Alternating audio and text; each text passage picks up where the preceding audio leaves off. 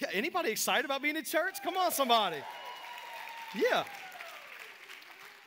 Man, this past week, I just want to kind of give you some exciting stuff. We were able to go, us and about 13, me and 13 other people were able to go down to Birmingham, Alabama, and we were able to go to the ARC conference. And man, if you've never heard of ARC, man, we are an ARC church. It's an association of related churches. And basically what they set out to do 17 years ago when they started is to plant or to start life-giving churches. And how many of you know that when you come in here, you just feel like there's just been life give to you when you walk in these doors? Yeah. Some of you guys you grew up or you have been to life-sucking churches, right? You've been to that church before, right? But we set out from the beginning and we said we want to start a life-giving church, and we are church number 527 of ARC Plants, and it's amazing to see all that God has done. They've now planted or started over 600 churches, and I want to let you guys in on some good news. This past week, we were able to give $5,000 to ARC to help plant more churches. Is that amazing or what? Because how many of you know that there's other communities that need what we have? Would you agree with me? There's other communities that need to be able to come in and to worship freely. And so, man, just an honor to be able to partner with ARC and as they've partnered with us and given us the training that we needed. And man, we as a staff, we just want to get better every single day. Man, I wake up hungry to get better, to get smarter, to try to lead at a different level. And that's just why we want to do what we do. That's what we believe that God has called us to, is just to be excellent in everything we do. And so that's what we strive for anyway. Is that okay? Hopefully that's okay with you, because we're going to do it anyway. You know what I'm saying? But listen, I just got a question for you. How many of you guys have ever had a frustrating encounter with your in-laws? Right? Yeah?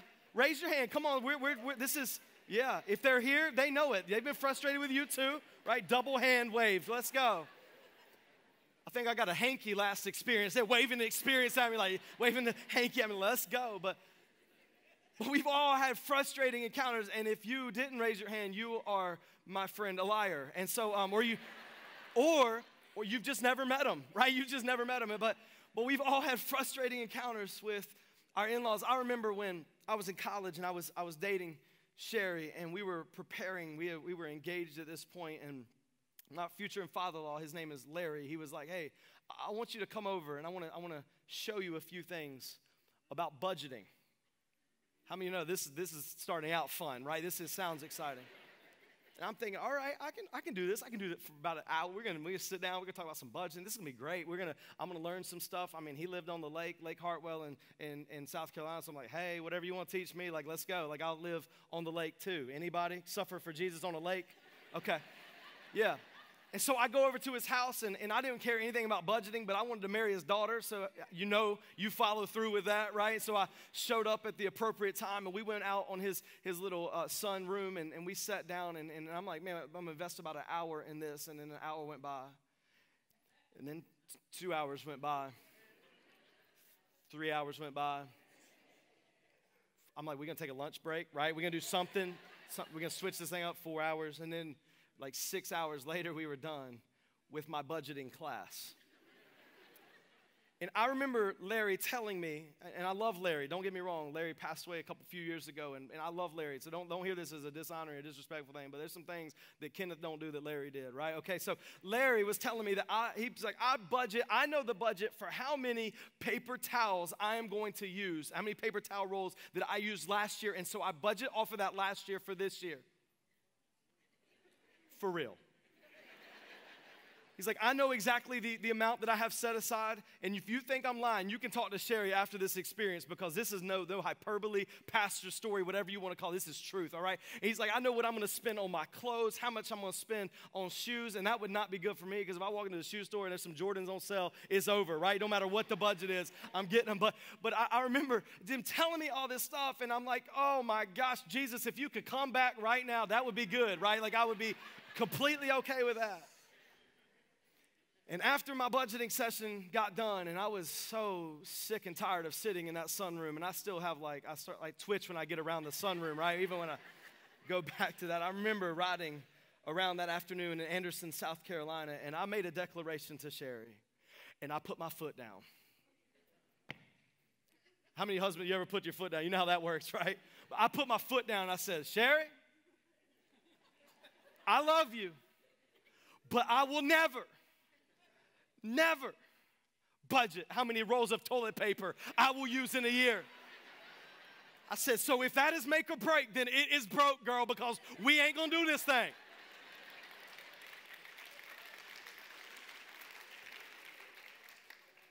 We don't count rolls of toilet paper in my house, folks.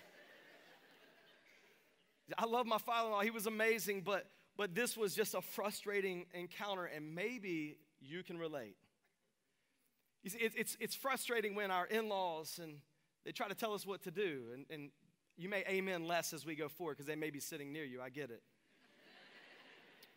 But they try to tell you how to do your job, which career you should take, like where you should spend, how you should plan for the future, and the best of all, they tell you how to raise your kids.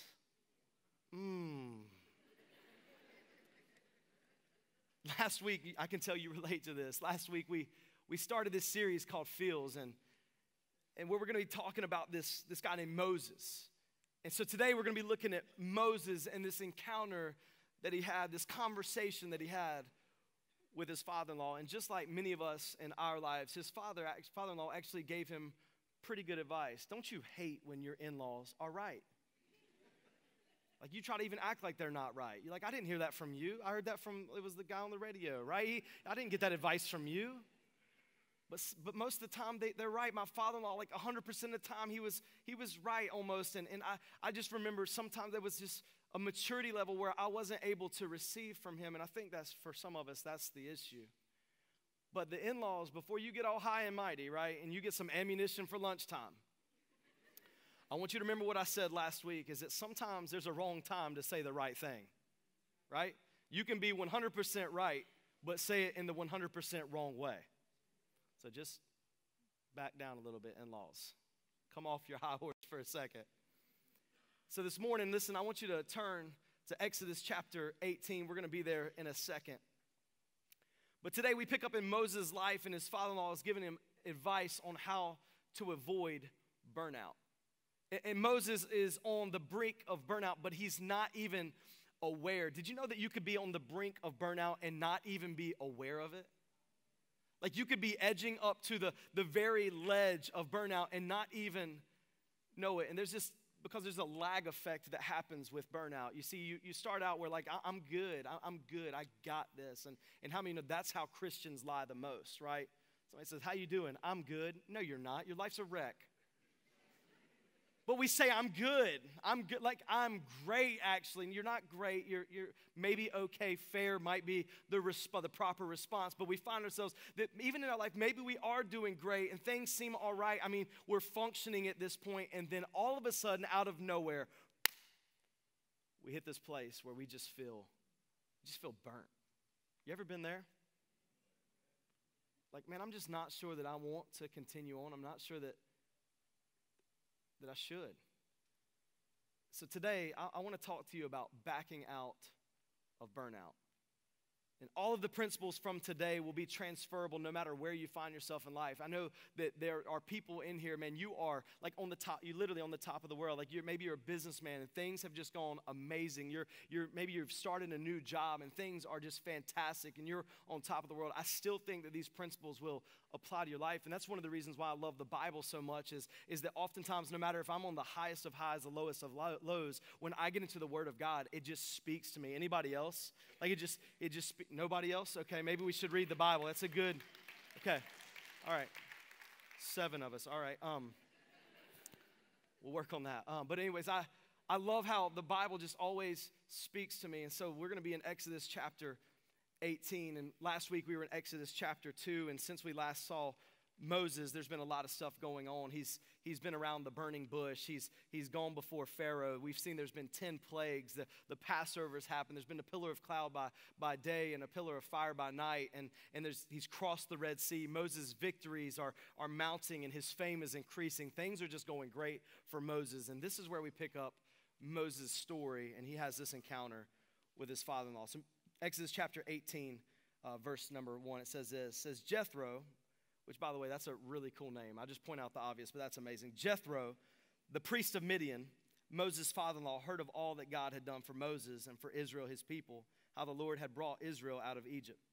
Now Jethro, Moses' father-in-law, had taken Zipporah, Moses' wife, after he had sent her home along with her 2 sons. The name of the one was Gershom, and for he said, I have been a sojourner in a foreign land. And the name of the other was Eleazar, and for he had said, the God of my father was my help and delivered me from the sword of Pharaoh. Jethro, Moses' father-in-law, came with his sons and his wife to Moses in the wilderness where he was encamped at the mountain of God. And when he sent word to Moses, I, your father-in-law Jethro, am coming to you with your wife and her two sons with her. And Moses went out to meet his father-in-law and bowed down and kissed him. And they asked each other of their welfare and went into the tent. And then Moses told his father-in-law all that the Lord had done to Pharaoh and to the Egyptians for Israel's sake, all the hardship that had come upon them in the way and how the Lord had delivered them. And Jethro rejoiced for all the good that the Lord had done to Israel and that he had delivered them out of the hand of the Egyptians. And Jethro said, blessed be the Lord who has delivered you out of the hand of the Egyptians and out of the hand of Pharaoh and has delivered the people from under the hand of the Egyptians. Now I know that the Lord is greater than all gods, because in this affair they dealt arrogantly with the people. And Jethro, Moses' father-in-law, brought a burnt offering and sacrifices to God. And Aaron came with all the elders of Israel to eat bread with Moses' father-in-law before God. The next day Moses set to judge the people, and the people stood around Moses from morning till evening. From morning till evening. Moses was like many of us, right? Well, we just get into this mode where in our life, we're like, I got this. I'm good. Like, I'm fine. I'm a grown man. I can take on this. I can do this. I got this. And isn't that where we get to the place of burnout? Yeah, I can pick up the kids. Yeah, I can do that. Yeah, I can volunteer at that. Yeah, I can watch your cat. Yeah, I can run that errand for you. Yeah, we just, yes. The answer is always yes. And we start feeling like Moses from morning till evening. And then we feel this weight, this heaviness, this load, this burden that I talked about a second ago, where this lag effect begins to happen, and it feels like this pressure just continues to get more and more and more on our shoulders. You ever felt that? And before we know it, we find ourselves in a place that we're not sure how we got there, but we still tell ourselves, I got this. And truthfully, for a season you might, right? For a season you may be able to stand under the pressure. You may be superwoman. You may be superman. I don't know what your temperament is. I don't know what the gifting that God has given you is, but what I do know is that there is an expiration date on saying yes to everything. And so I want you to check this out. In verse number 14, it says this. It says, when Moses' father-in-law saw all that he was doing for the people, he said, what is this that you are doing for the people? Why do you sit alone and all the people stand around you from morning till evening? And Moses said to his father-in-law, because the people come to me to inquire of God. Moses is like, I'm important. They need me. And when they have a dispute, they come to me and I decide between one person and another, and I make them know the statutes of God and his laws. You kind of hear Moses' tone in this. They need me. You understand? I'm important here. This is. I got this. Verse 17. Moses' father-in-law said to him, "What you are doing is not good. You and the people with you will certainly wear yourselves out. You will get burnt out. You will be burnt out. For the thing is too heavy for you. You are not able to do it alone." We see that Moses, a few verses earlier, he's saying, I got this. And then we see that Jethro, his father-in-law, comes on the scene and he says, look, Moses, I don't know what you're seeing. I don't know what you're doing, but I'm here to tell you that you don't got this. You see, whether it be a burnout, whether it be any emotion in your life, if you are going to win with your emotions, here's the truth. And if you don't get anything else I have to say today, I want you to hear this. This is like, if you're taking notes, take this down. Let me just take a time out, because I heard of a story last week of a guy who had signed his divorce papers. He didn't come to church last week at United, but he read his wife's notes that were sitting on the counter, and he ripped up the papers because of the notes that he read that his wife took last week. So if taking notes isn't important, I'm not sure what is. It's not fictitious. It's just, I figured that would get a better response, because, there was a divorce that was going to happen, but the lady took notes, and they're not getting divorced today. Okay, I just want to make it. You say, I came for me, Pastor. I came for me. I'm good. Let's go. All right. This is what you need to take down is that you need people around you to help you calibrate your emotions. You need people around you to help you calibrate your emotions. Look, I don't care how strong, I don't care how mighty you are. Every single one of us need people in our lives to help us calibrate our emotions. And so this morning, what I want to do, I want to give you 3 practical questions to ask yourself. 3 questions that will not only help you when you're trying to beat burnout, but they will help you overall in your life when you're trying to calibrate your emotions. And I want to kind of reflect on last week, because last week I said this, that the thing that makes you great can also be your greatest weakness. And so we all need help keeping our emotions in check.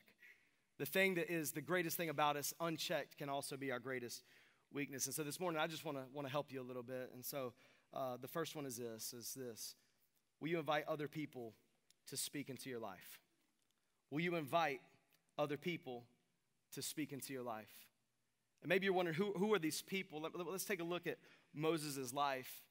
Look, I don't believe that Jethro had platform in Moses' life just because he was his father-in-law. Now, I mean, truthfully, you will listen to your father-in-law more than most other people because, like, you want to either stay married to his daughter or you want to get married to his daughter if you're not married, right? So you will give them platform a little bit. But I don't believe that Jethro, I don't believe that was the only reason that Moses listened to him.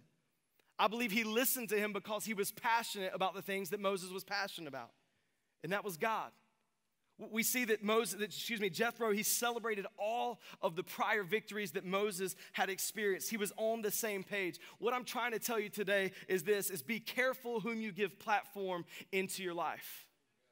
Be careful who you give platform into your life. Look, don't let your crazy uncle have platform in your life.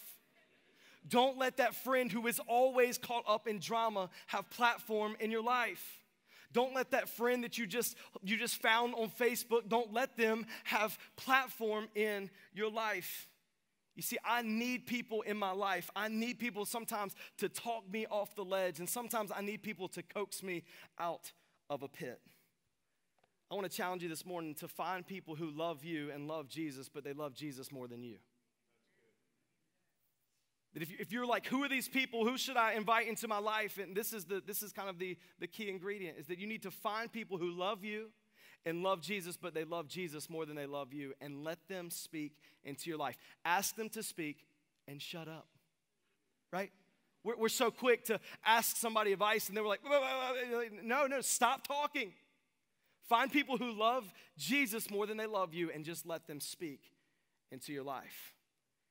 You see, listen, I want to challenge you not to cheat on this one. This is so easy to cheat because, to be quite honest with you, it's extremely uncomfortable.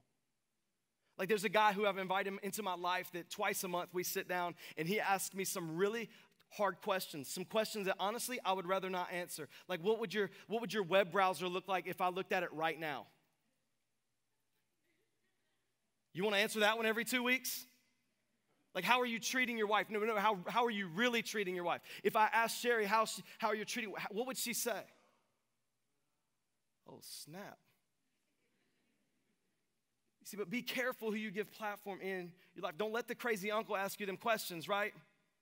Don't let the person who's the drama queen or drama king in your life, don't let them ask you. Find someone who loves Jesus more than they love you and let them speak into your life. Because look, if they love you more than they love Jesus, they'll never tell you the truth. Like, a friend who loves you more than they love Jesus, they're going to let you walk off that ledge, and they're going to be like, I didn't want to make you mad. I didn't want to upset you. I'm just going to let you walk over the edge. No. If you have somebody who loves Jesus more than, they're going to stand in the way and say, don't do it. Don't go there. Don't get the divorce. Don't sign the papers. Don't go there. I'm standing in your way. I love Jesus more than I love you, and I will not let you go this way. Is this resonating with anybody today? I just want to make sure this is practical. This is helpful. You see, Moses invited Jethro into his life, and he understood this concept that you need people around you to help you calibrate your emotions. And let me tell you this, that you left to yourself, you're dangerous. Because I know that about me, that me left to myself is dangerous. If there is no in and there is no out, I am dangerous.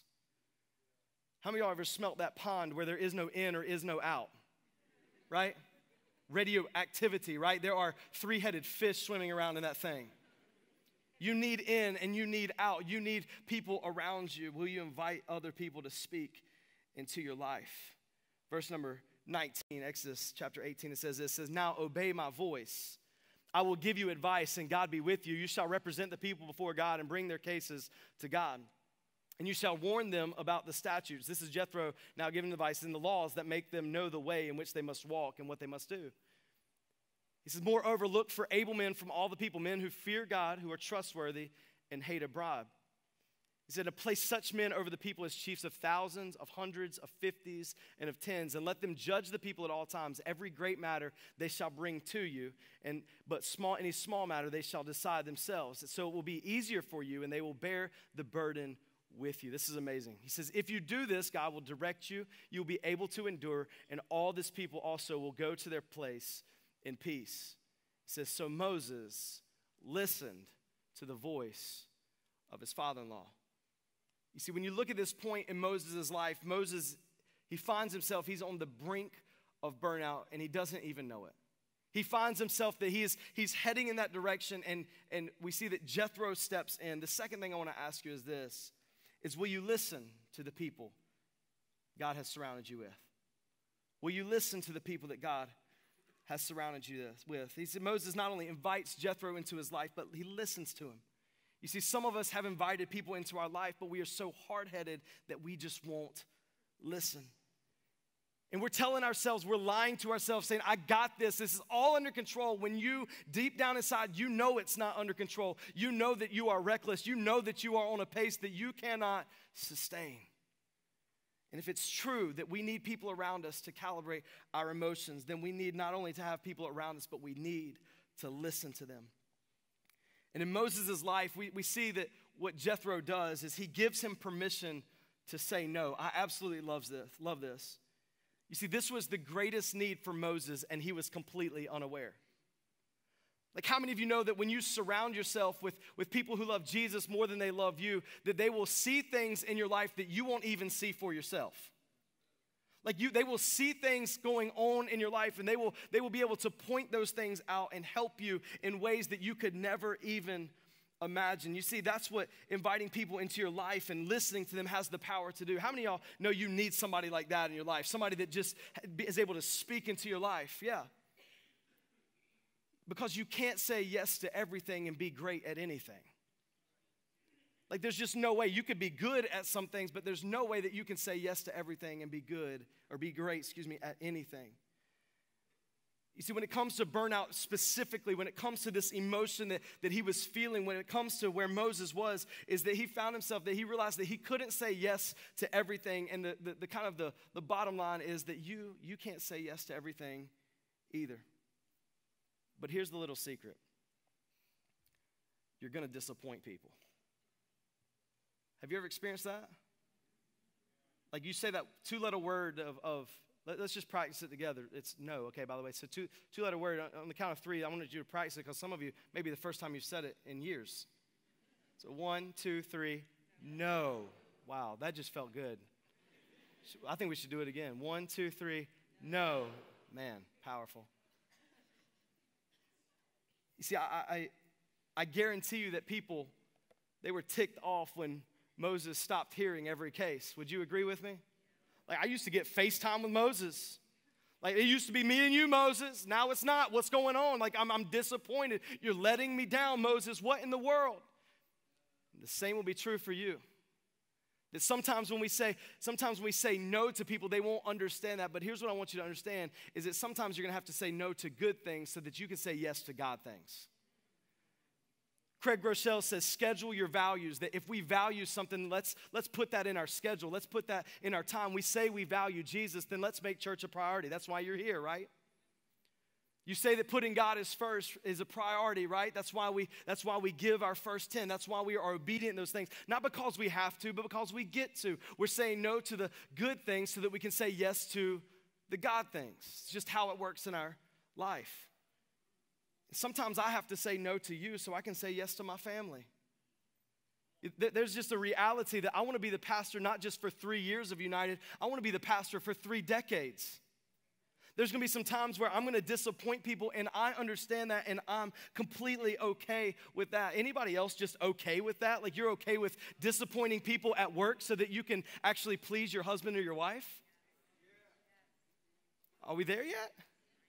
Like we're just like, hey, I'm not gonna say yes to one more thing, because if I say yes to one more thing, then that means the time that I have with my kids, the time that I have with my wife, the time that I have with my husband, it continues to shrink, and I can't say yes to them because I said yes to all these things that in the scheme of things, they don't even matter.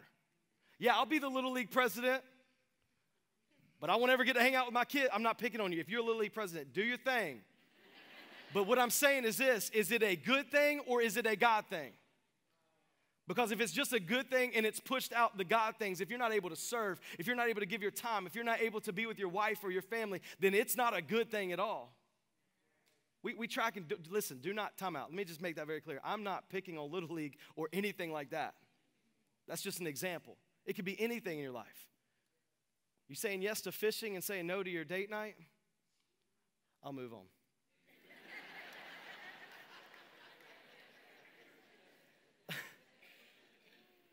As I was thinking about this, maybe no one has ever helped you calibrate your, no one's ever helped you calibrate your life according to the word, but I want you to check this out. You see, the world would say this, it would say that the job comes first, make that money, come on somebody, make that money, job, family. They would say kids before the spouse, and then they would say God, if you got some time, mix in some God. But what the word said is this, the word says, put God first. Matthew 6:33 says, seek first the kingdom of God, and all these things will be added unto you. What are all these things? Everything else that comes after God? He says, seek first the kingdom. He says, but here's the thing that kind of gets flip-flopped with the family is that the spouse comes before the kids. How many of you know if the kids come before the spouse, that when you're an empty nester, you won't even know each other?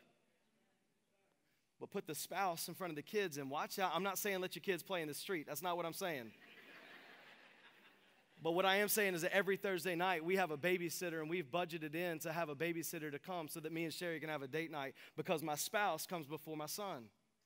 You're like, I don't know if that's biblical. No, that's biblical, folks. That's biblical. Maybe you don't need a date night. Maybe you need a date breakfast or date lunch. Do something. Just love her, love him. Come on. God, family. We see the spouse, the kids, but then we see the job. This is the calibrating thing that I'm talking about.